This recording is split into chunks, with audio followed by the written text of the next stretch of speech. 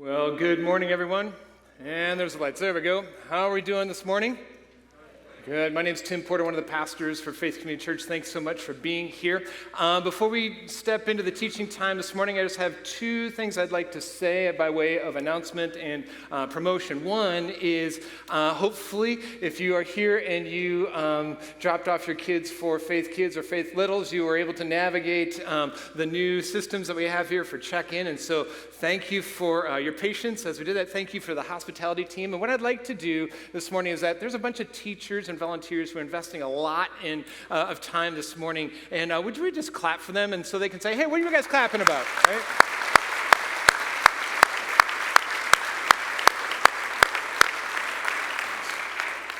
As Shannon said in our welcome time, we're really excited to see what God's going to do here in Faith Kids and Faith Littles on Sunday morning.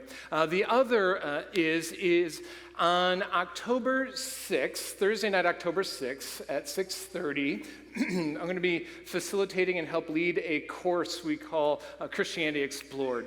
And it's a course for anybody here at Faith Community or a visitor or a friend or a neighbor that you might know that is someone who's maybe seeking and wanting to know a little bit more about who Jesus is. This is a great course to come to. Or if you're just getting connected to Faith Community Church and you've been a part of the worship gathering, you're like, hey, what's this church like? And what are the people like? We would love to host you at Christianity Explored as well. It's a 7-week course with an excellent meal, great discussion around the table where we're answering 3 questions together. Who was Jesus? What did he do? And why does it matter for me? It's a very personal and a very personal space where you can just explore who Jesus is. And the best part, too, is that skeptics, if you have any skepticism or any kind of questions that you might have about Jesus or Christianity, this is a great place to bring your questions. There is no question that you cannot ask at Christianity Explored. And the best part is, one of my friends named Tom, he has all the answers. So if you're wondering about that, yes, he does, and he will help you. So you can register today online, fcchudson.com for that course. Okay.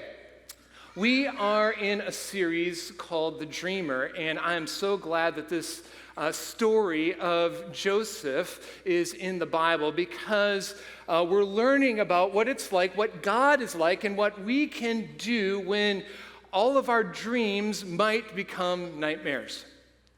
And where's God in the midst of that? And what can we trust in with God in those circumstances? Joseph's life begins with a dream, in a sense. He's 17 years old, and he gets a dream from God that it seems like everything's going to go right for him in the world, and then everything starts to fall apart. And today, we're going to be looking at 2 temptations that we have as human beings, and how the scriptures and the story of Joseph and knowing God helps us overcome these temptations. The 2 temptations are the sexual temptation. All the kids are in Faith Kids, right? So we'll talk about sex for a while. And, though, the faithfulness temptation. What happens when we're faithful and things don't turn out the way we thought they would? There's a temptation there that Joseph helps us with, God helps us with. So today we're learning from Genesis 39, verse 6b, the second part of verse 6 through 21. Verse 21, it's found on page 33, and the Bible's in front of you if you'd like to read along there, or you can use your Bible app as well, or your own Bible. But I recommend having that available. Verse 6b. Now Joseph was handsome in form and appearance. And after a time, his master's wife cast her eyes on Joseph and said, "Lie with me." But he refused and said to his master's wife, "Behold, because of me, my master has no concern about anything in the house, and he has put everything that he has in my charge. He is not greater in this house than I am, nor has he kept back anything from me except you, because you are his wife. How then can I do this great wickedness and sin against God? And as she spoke to Joseph day after day, he would not listen to her, to lie beside her or to be with her. But one day, when he went into the house to do his work, and none of the men of the house was there in the house, she caught him by his garment, saying, "Lie with me." But he left his garment in her hand and fled and got out of the house. And as soon as she saw that he had fled, had left his garment in her hand and had fled out of the house, she called to the men of her household and said to them, "See, he has brought among us a Hebrew to laugh at us. He came to me to lie with me, and I cried out with a loud voice. And as soon as he heard that I lifted up my voice and cried out, he left his garment beside me and fled and got out of the house." And then she laid up his garment by her until his master came home. And she told him the same story, saying, "The Hebrew servant whom you have brought among us came in to laugh at me. But as soon as I lifted up my voice and cried, he left his garment beside me and he fled out of the house." Now as soon as his master heard the words from that his wife spoke to him, "This is the way your servant treated me," his anger was kindled. Rightly. My comment, sorry. And Joseph's master took him and put him into prison, the place where the king's prisoners were confined, and he was there in prison. But the Lord was with Joseph and showed him steadfast love and gave him favor in the sight of the keeper of the prison. This is the word of the Lord. Thanks be to God. Now, if you're new to reading the Bible, or you're new even to the book of Genesis, the book of Genesis is the first book of the Bible, and the book of Genesis is really quite fascinating because it starts out with God on display, creating and speaking. His voice is raised, and worlds are created, and ground appears, and humans are formed just simply by him speaking. He speaks one-to-one with people. Angels are showing up at times, and there's all this kind of supernatural activity. But then when we get to the Joseph story, it's interesting. God's mentioned, but he's not a key player in the scene. He's not a key player in the story, at least not on the surface. He's hidden. It's more like life today for us. We have to see God in the midst of things, knowing him through what he told us in Scripture, to see him at work around us. Rarely will a person get a vision of God. But every day, God is working around us. Do we see him? Do we see him? Now, in this story, we've got, as I said, two temptations. One's the sexual temptation. The other is the faithfulness temptation. And just again, a bit of the story just to catch up. God has a dream for Joseph. God gave that dream to Joseph, that his family, his mom and his dad, his brothers and his family would all bow down to him. And God has a vision for what Joseph's going to do and when that's going to come to pass and be fulfilled. It's going to be in the midst of a famine when Joseph is able to save his family, and not just save his family, but save the Egyptians. Tens of thousands of people are going to be saved through Joseph. And God is bringing Joseph along through injustices, through traumas, to shape him into the kind of man who will be able to save tens of thousands of people one day. But Joseph doesn't know what we know.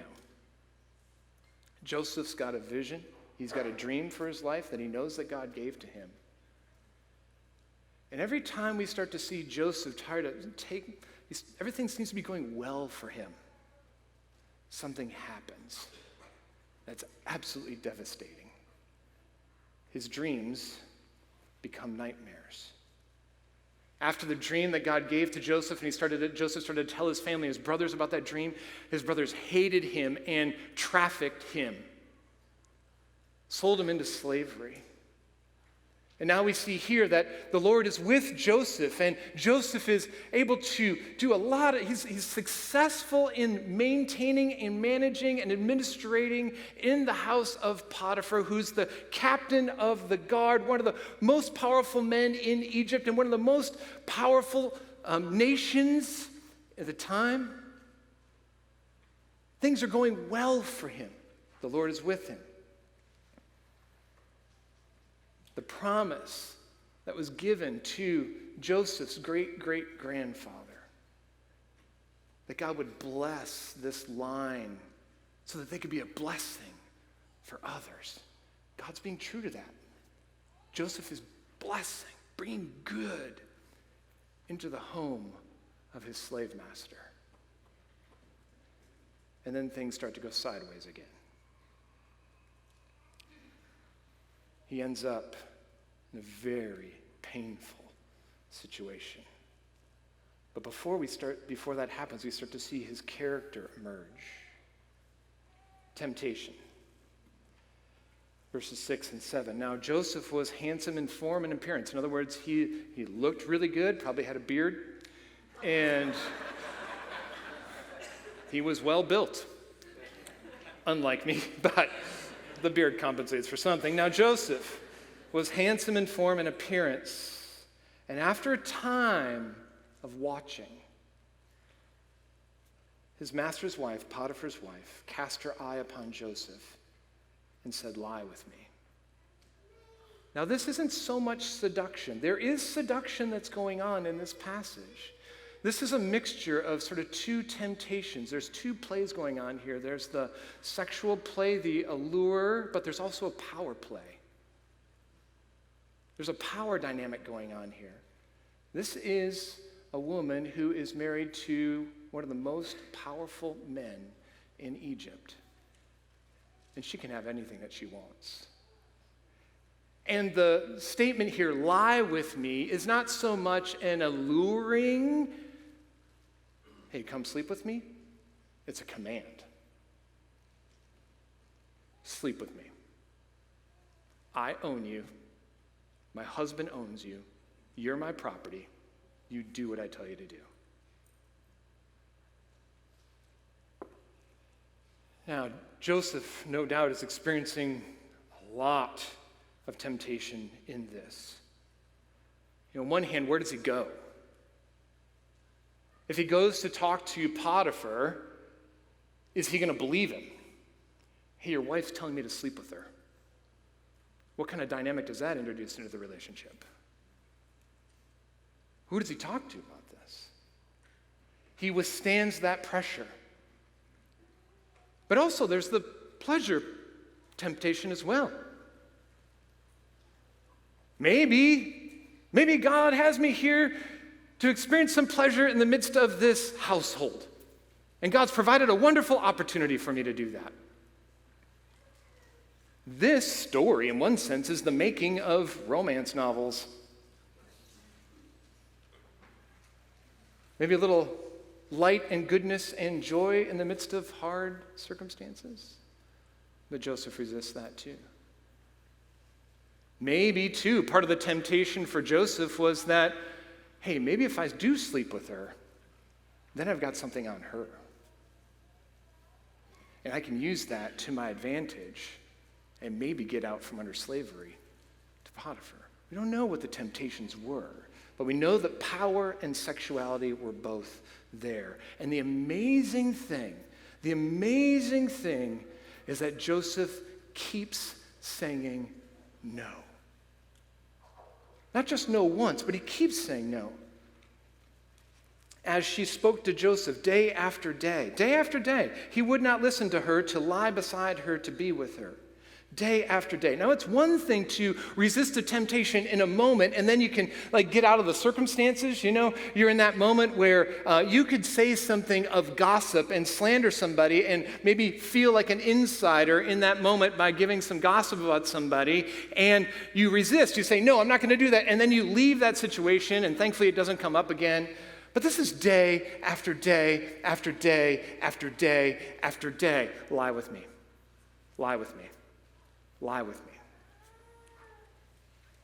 And then, at a time when the circumstances were the best for him to give in because everybody's out of the house, he's all alone, he still doesn't give in. Verse 11, but one day when he went into the house to do his work and none of the men of the house was there in the house, she caught him by the garment saying, lie with me. But he left his garment in his hand and he fled and got out of the house. Now, two questions.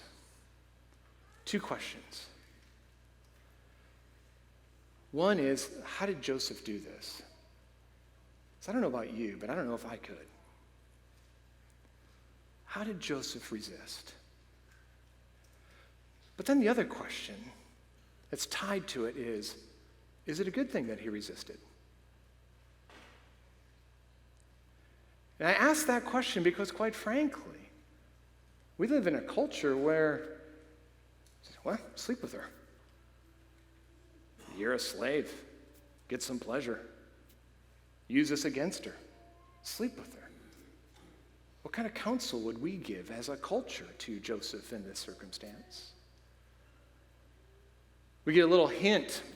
We get a pretty big hint of how Joseph resisted day after day after day. And even when the circumstances seemed the most favorable for him to obey this command and not have any consequences to it, when everybody's out of the house, Joseph says this to her when she first commands him to sleep with her. Verse 9, he, that is Potiphar, is not greater in this house than I am, nor has he kept anything back from me except for you. And then here we go, because you are his wife. He's not let me.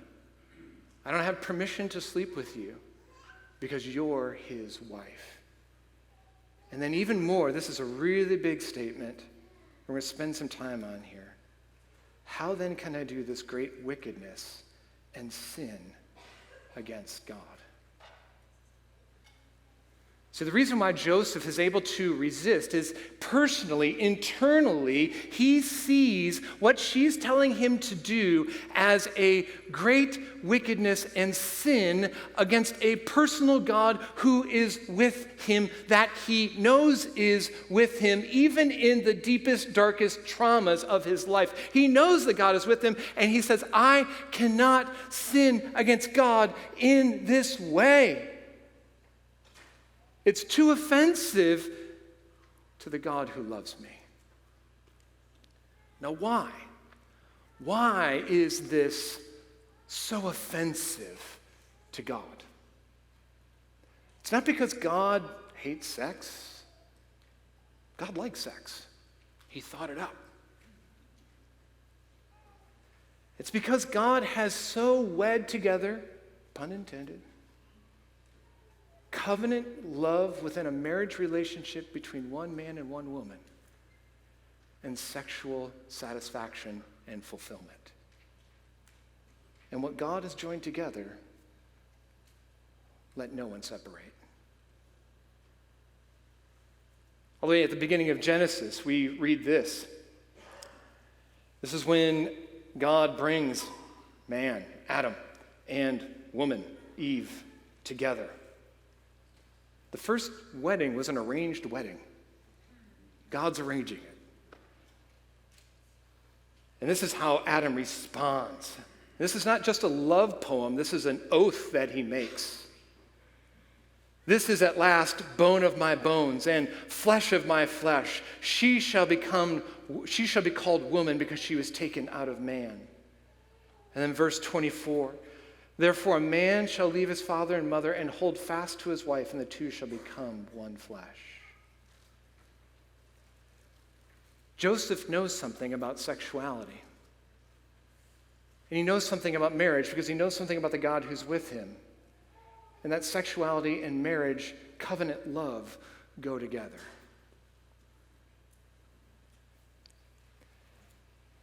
A woman named Julie Slattery, Dr. Julie Slattery, has written a book called God, Sex, and Your Marriage. It's an amazing book.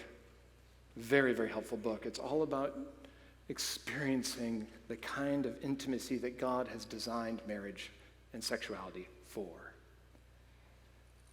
She talks about how one day her son asked her, "Mom, where in the Bible does it say that we shouldn't have sex before marriage or outside of marriage? Where does it say that? Is there a command about that?" And she reflects, she said, "I could have explained the words in the Bible like fornication or sexual immorality that in and of themselves mean that sex, any kind of sexual activity outside of a covenant marriage is sinful. That's what those words mean. But instead of focusing on that," she says, "I tried to tell my son the story, God's story about sex and what God intends by it." And this is something really important for the church because the church, in one sense, has basically told two messages. Sex outside of marriage is bad, and sex in marriage is a gift. And then on your wedding night, you're like, something that was bad is about to be really good. How does this work? And one of the things that's missing, I think, at times in the church is God's vision of the beauty and power of sexuality and sex in marriage.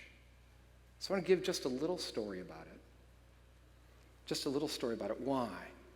Because quite frankly, even though our culture right now is obsessed with sex, we have such a low, abysmally low view of sex. Our culture puts a lot of emphasis on great sex, but it actually, to quote Dr. Slattery, it misses the beauty of a far deeper intimacy that sex and marriage calls us to pursue. Our culture's greatest fault is not in that it overpromises on sex. Hear this. The culture's greatest fault is not that it overpromises on sex, but that it underpromises sex. Right now, sex is increasingly seen as a pleasurable and important part of self-fulfillment. But the Bible's view is so much richer, far more joyful, far more personal, far more satisfying, and far more difficult. We have a book in the Bible, if you don't know this, we have a book in the Bible called the Song of Songs, and it's a book that's erotic poetry dedicated to the beauty and power of sexual intimacy within marriage. God created sex and God created marriage. The two go together. Why? Because God designed them, both the institution of marriage and also the act of sex, to go within marriage as a way of showing what his love is like.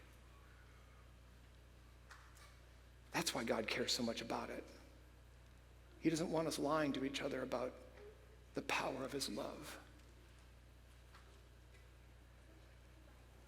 See, we get sex wrong typically because we get love wrong.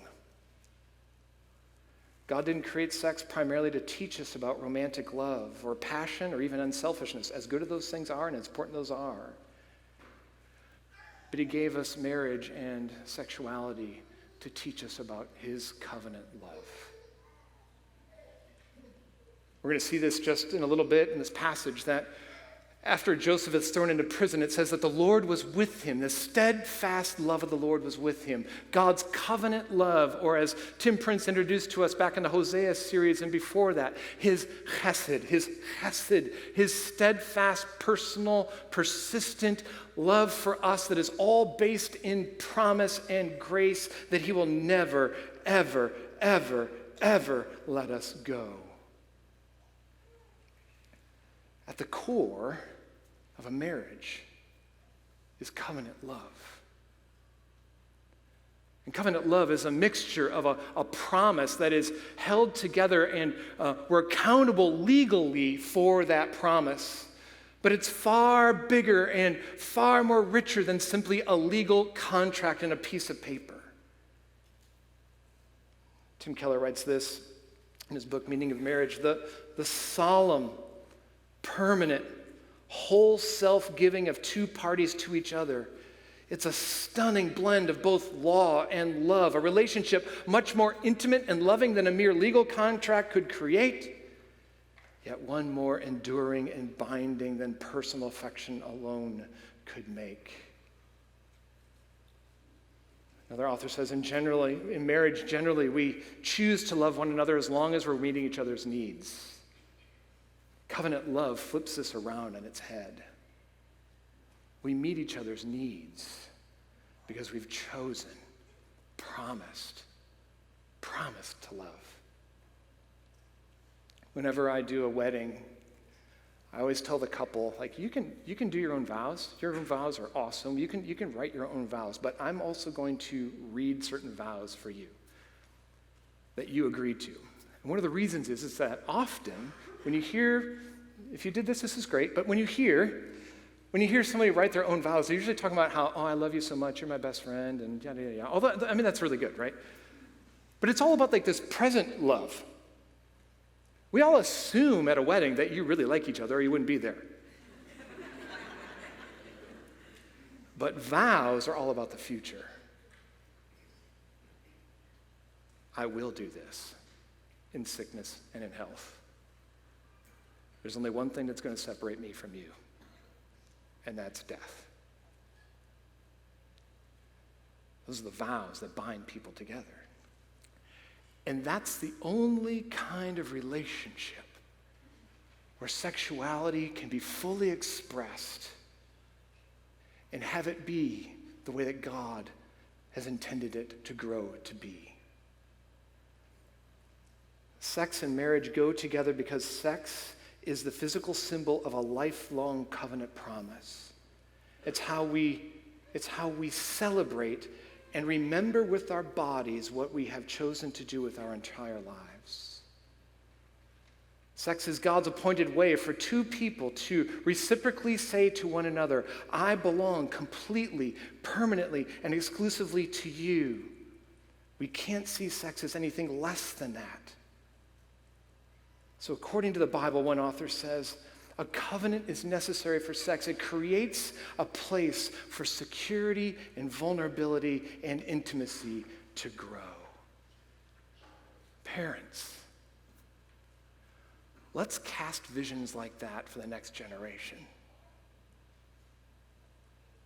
Let's not be shy about talking about the beauty and the power of God's story of sex. Because that helps us be inspired to say yes to Jesus in the midst of temptation. See, again, Joseph knows that what Potiphar's wife is asking him to do would be a deep offense against the God who is with him always, even in the midst of his greatest traumas. And he does not want to violate that, because he had a vision for it.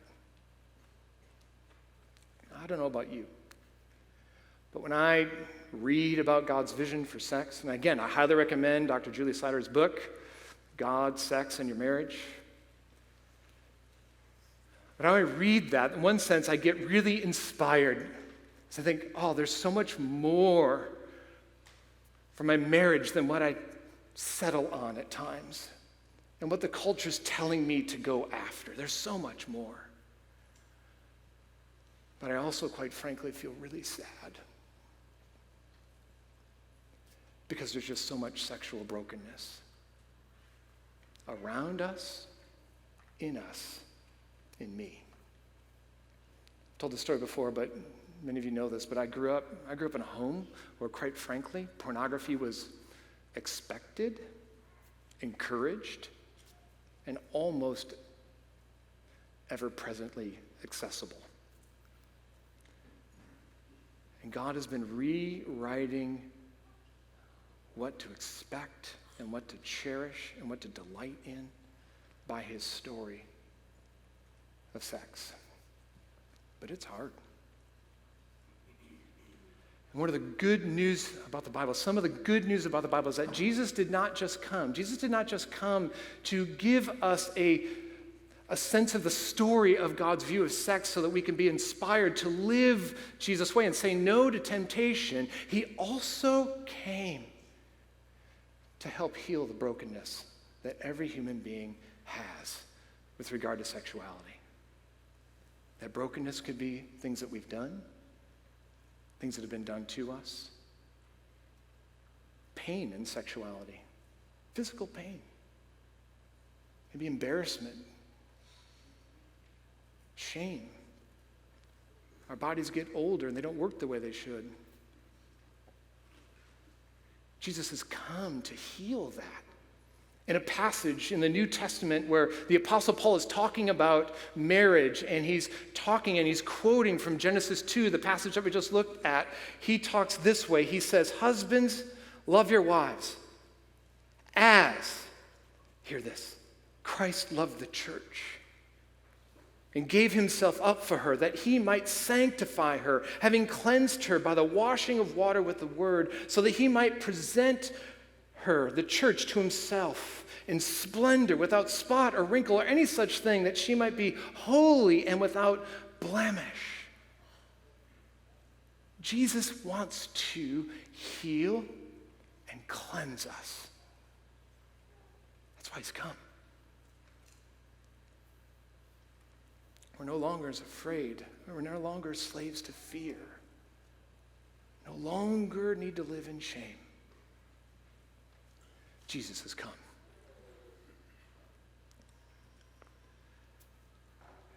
Now, Joseph resists a very powerful temptation. It's a temptation that's all around us. But he also has to endure another very powerful temptation that most of us probably will experience at some point in time in our lives too. And that's what happens when you do everything right and everything goes wrong. Now, we have to be a little bit sympathetic, maybe, to understand what's going on with Potiphar's wife. She doesn't have God's ethic on sexuality. Maybe she sees Joseph as just somebody to use. But then Joseph resists. He runs out of there, and maybe that's never happened to her before. Maybe she slept with some of the other servants in the household. We don't know. We just don't know. But she's left with two options. I want to go tell my husband this is what I did, highly unlikely, or I'm going to blame the righteous man and tell my husband what he did. That's a lie. And that's what she does. Verse 19. As soon as the master heard the words that his wife spoke to him, "This is the way your servant treated me." Hear the echoes of Eve anyway. His anger was kindled. And Joseph's master took him and put him into the prison, to the place where the king's prisoners were confined, and he was there in prison. Now, in one sense, there's grace in this. There's grace in this because, quite frankly, from what we know of Egyptian law and even ancient laws in the ancient Near East, if you sleep with another man's wife, you should be killed. He was thrown in prison. Possibly Potiphar doesn't fully believe his wife. Possibly he sees and he wants to repay the favor that Joseph has brought into the household because he's been such a good servant and the Lord has blessed him. We don't know. We don't know the motivation. But there is grace here. He's not killed. He's thrown into prison. But imagine what it would be like when you do everything right. He resists and everything goes wrong. I don't know if you've ever had this question before. Maybe you've talked to somebody with this kind of question. They say to you, "You know what? I've tried Jesus. I tried Jesus. I tried following him. I tried obeying him. It just didn't work. I'm glad it works for you, but it just didn't work for me." If you're ever in a conversation like that, this is one of my follow-up questions as much as I possibly can, if the context allows. I say, "So what did you expect Jesus would do for you if you followed him?" And what happened instead? What you'll hear typically is pain. I trusted Jesus because I thought he would save my marriage. And my marriage fell apart. Joseph is in a spot. He's in a spot where he did everything right and everything fell apart. And the temptation is, and especially we've got to be careful about how we talk as Christians about following God. The temptation is this: if I obey, God will bless me. That's one of the temptations that's going on in the book of Job, runs all the way through. Satan comes to God. Hey, God, Job is a great guy, but does he serve you for anything? I mean, does he serve you for nothing? I mean, look at how you've protected him. Take away everything he has, he'll curse you and die. What Joseph is learning in this spot is that God is enough. See, one of the temptations that comes to us, we don't see it until something bad happens to us. It's there at times. It's part of our narrative that God, if I trust you, you'll give this to me. And what God reveals to us in our hearts when we go through difficulty, when we've been faithful to him, is that, was I trusting God just simply to get what I really want, rather than just to have God? It's always there. If we're obeying God to get something from him in return, then that something is really what we're worshiping. And God's a means to the end. Now, how do we overcome that temptation? A couple things as we close. First, we see this, that the Lord was with Joseph even in prison. But the Lord was with Joseph and showed him his steadfast love and gave him favor in the sight of the keeper of the prison. There's a really important principle here, I tend to think that if the steadfast love of the Lord is for me and committed to me, then I will be blessed in life. Things will go well. I'll avoid difficulty. What Joseph is teaching me is that when the steadfast love of the Lord is committed to me, all hell might break loose in my life. But the steadfast love of the Lord enables me to be a blessing to others. It's a very different way of looking at life. A gospel-inspired life is not so much of trying to use Jesus to get the life that we want. It's living the life that he gives us, seeking to do as much good and serve the other people around us, to be a blessing to others. Notice that in the passage, verse 21. How did everybody know that the steadfast love of the Lord was with Joseph? Everybody else around him was blessed. That's amazing. Some of you know the story of Corrie ten Boom and Betsy ten Boom. The Hiding Place is a great book. They weren't spared the Holocaust. They weren't spared death camps. The steadfast love of the Lord was with Betsy and with Corrie in the death camps in Ravensbrück. And how do we know? Where they lived was transformed by the gospel. Generosity, sharing, caring for one another. Everybody else around them was blessed as the Lord was with them. How do we resist the temptation that when all life goes apart, when we've seemingly been faithful to God, say, okay, God, we grieve. We're sad. We don't just get a stiff upper lip and endure it. We grieve it. And we seek to see around us, who can we bless? Who can we serve? Who can we see get to know God who is with us and not just try to have the life that we want to have? Joseph was in a circumstance where an unrighteous person, Potiphar's wife, accused a righteous man, and he was punished for her unrighteousness. You see that?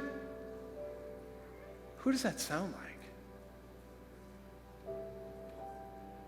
Joseph is being shaped into the image of Jesus because one day Jesus is going to come, and we read this later on from the Apostle Paul. For our sake, God, he made him, that is Jesus, to be sin who knew no sin, so that in him we might become the righteousness of God. A righteous person was punished for our sin. That's the heart of God. How do we resist temptation when everything's falling apart? When we've been faithful, we recognize over and over and over again that the heart of God is that I have sinned.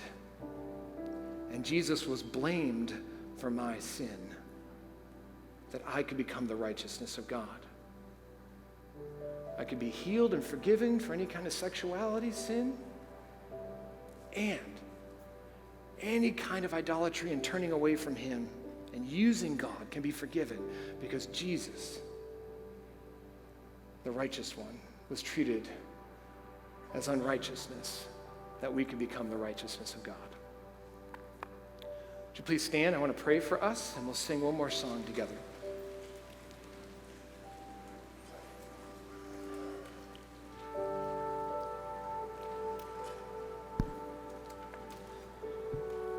Father, thank you for the story of Joseph, and not just the story of Joseph for him, but also what it reveals about what he reveals, about your heart and your goodness. Help us to resist the temptations that you come to us because we are aligned and hear and feel and delight in your goodness. Thank you, God. Thank you that you walk with us, no matter what, no matter where.